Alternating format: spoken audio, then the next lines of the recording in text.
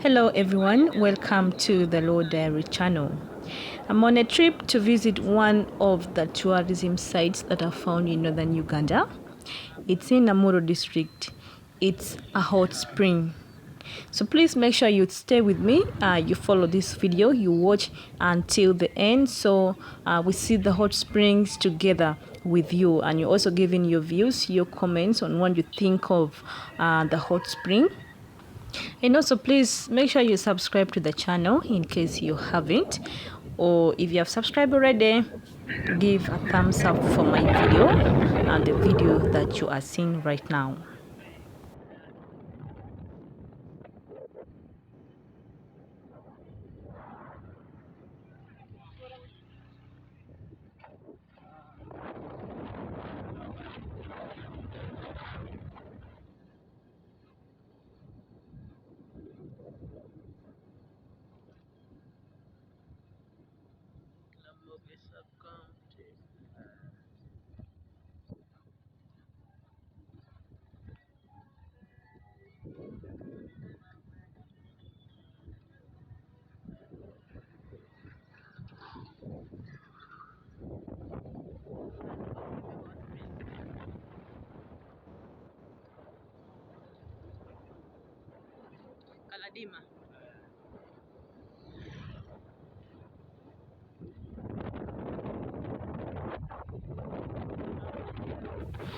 We traveled during rainy season. As you can see, the road is really not very good, but we manage. It's manageable. Yeah, it is, but it's somehow also slippery. So you have to be very careful, especially when you are riding using a motorcycle.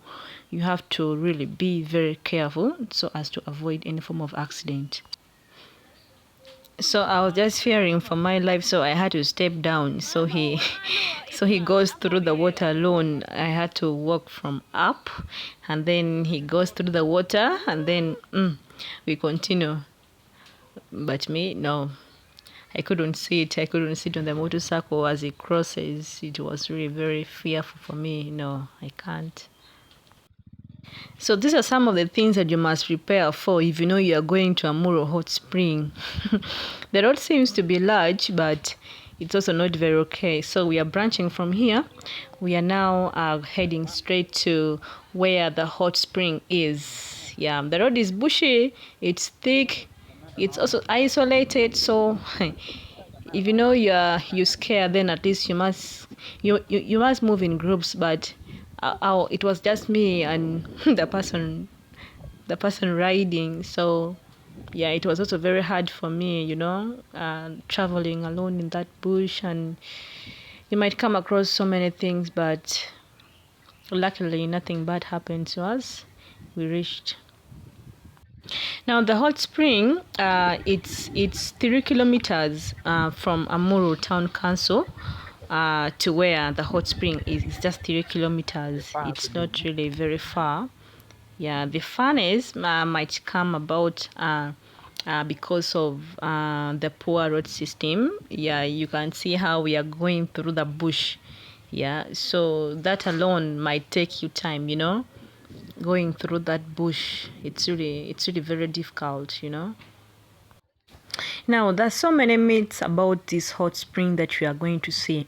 It's believed that that was back then, not these days. It's believed that the water used to heal wounds and some minor skin diseases. Yeah, when you go and you bathe with the water, you get healed. Those are one of the myths, but it doesn't apply to this present day because of various reasons. We are getting scared. The road is too thick and bushy. So from here we have to trace where the smaller hot spring is. Wow. We are free, but not exactly at the hot spring yet. We are going to walk for about 5 minutes before we reach the smaller hot spring, because there are two hot springs, but we are starting with the first one and then see the bigger one. The road is very thick. As you can see, I am too scared, my dear. It's so bushy.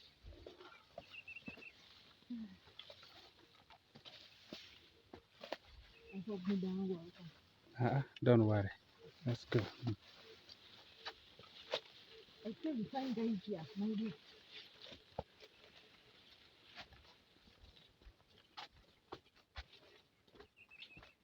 I think she just left here, eh? With that. I can see that just that.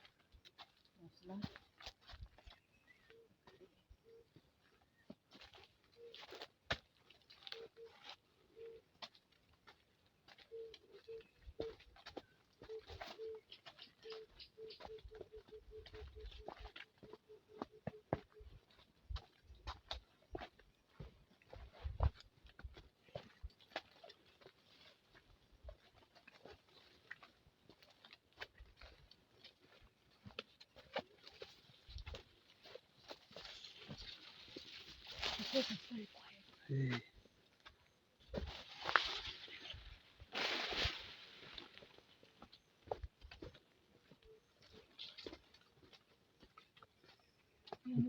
It's not far now. I'm seeing some light here.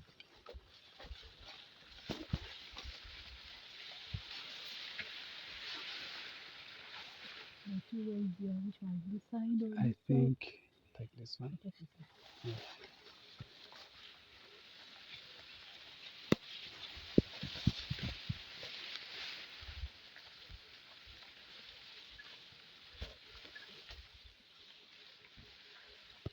It's here. Wow, you're finally The smaller. smell is like eggs. It smells like boiled egg. Hey, I'm telling you. Oh, I can't wait to see this. Oh, God. It's practice. Yes. This is the smaller Amuru hot spring.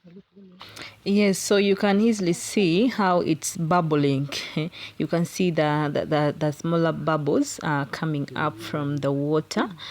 Yes, and the water is warm. It's really too warm. Yeah, it's believed that even this water alone can boil eggs. Yeah, that's why my friend was saying. Yeah, he was smelling boiled eggs. What?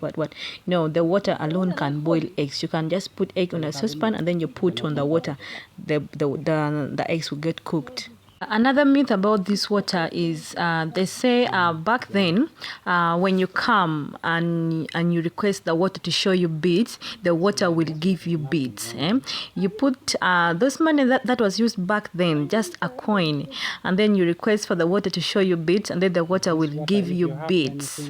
Those are some of the myths, but it doesn't work these days. How do they call it? Like gun, knife, what? No, but this box moves. No, you step on it. Don't worry. Even last time I shower from there. You stood here? Yes. And the water is hot. I need to stand here and I feel this water. Oh my God. Finally. So I was clearly seeing how the water was bubbling. Yeah, from the source where it was coming from, how it was bubbling. It's warm, not just look warm, but it's real warm. You can even drink tea with it.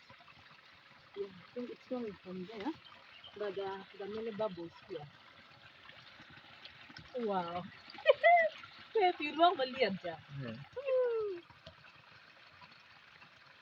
Yeah, so villagers always come and bathe from here, like almost every day. I said they come and bathe here, they come and wash their clothing. They come and wash their clothes from this water. Yeah, as you can see, the water is really not very clean. It also smells very bad. You can see it's blocked from up. It's not flowing because people come and do their washing here. People come and bathe, so the water becomes very dirty. And okay, actually, the water is polluted. Yeah, there is no any proper maintenance in the water, and that is why you can see all this dirt on the water. It was really smelling very bad. You see, some remains of soap. Yeah, a lot of dirt on the water. It's really smelling very bad. Yeah. It's also believed that these grasses that have grown near the water, it's believed to be having healing powers. Yeah, it's used to heal like various sicknesses. It's used to heal various sicknesses. These grasses that you're seeing here, yeah, all these ones, they have healing powers. again. So as we were going back, we also bumped into another hot spring. It's very near to the one that we have just seen. Yeah, it's not the other one, but it's just almost in the same area. It's also very hot. It's also just the same temperature as the other one. Yeah, like I said, people bathe in this water. So I was just standing waiting for this gentleman to finish bathing first before I can come in. He's just from bathing. You can see his slippers there. Yeah, but the water is oily, so most people don't use soap. They say the water is oily, so they bathe minus soap. I thought oily water it's good with soap, but for them they prefer to bathe minus soap.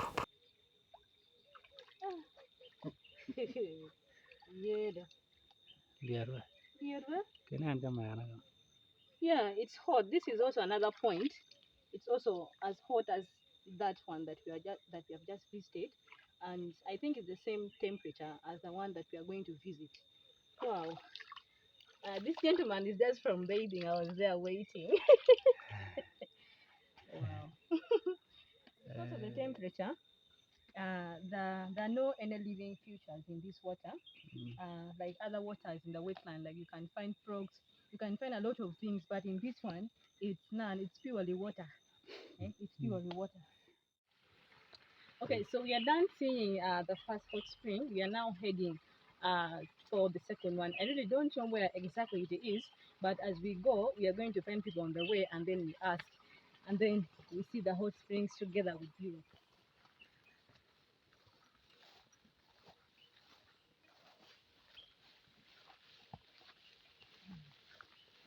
These are fruits. Any more here? Man, yeah, Yeah. I'm a chair. No, these ones that you are seeing, uh, the fruits. Yeah, the fruits. We call them mucheo in our language, but in English I don't know. But I'm going to research and then I show you how the fruit looks like. When it's ripe, it becomes red. Red or yellow? Red. Red. Becomes red in color. It's very sour. It's too sour. I'm going to show you. So thank you so much for watching the first episode, giving your comment on what you think can be done to maintain the hygiene and safety of the water. Second episode will be coming soon.